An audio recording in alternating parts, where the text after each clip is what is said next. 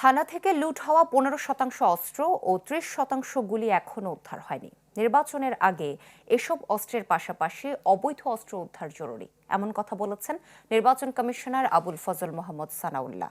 দুপুরে চট্টগ্রাম সার্কিট হাউসে নির্বাচন কর্মকর্তা ও ভিজিলেন্স টিমের সদস্যদের সাথে মতবিনিময় সভায় তিনি কথা বলেন এক এলাকার সন্ত্রাসী যাতে অন্য এলাকায় গিয়ে নিরাপদ আশ্রয় না পায় সেজন্য শক্ত অবস্থান নিতে হবে আইনশৃঙ্খলা বাহিনীকে।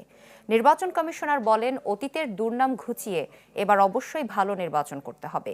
এক্ষেত্রে সবাইকে নিরপেক্ষ দায়িত্ব পালন করতে হবে, এর ব্যত্যয় করা যাবে না বলেও হুঁশিয়ারি দেন সানাউল্লাহ।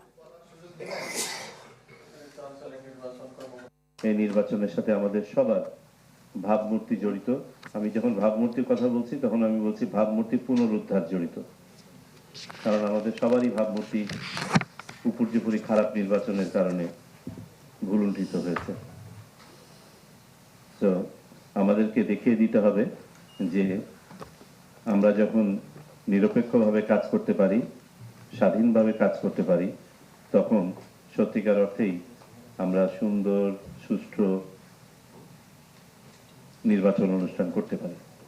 নতুন এবং ফিরে আসা গ্রাহকদের জন্য নগদে চলছে ক্যাশব্যাক সহ প্রতিদিন হাজারো উপহার জেতার সুযোগ। হবে আশা আর ফেরা, সারপ্রাইজ সেরা।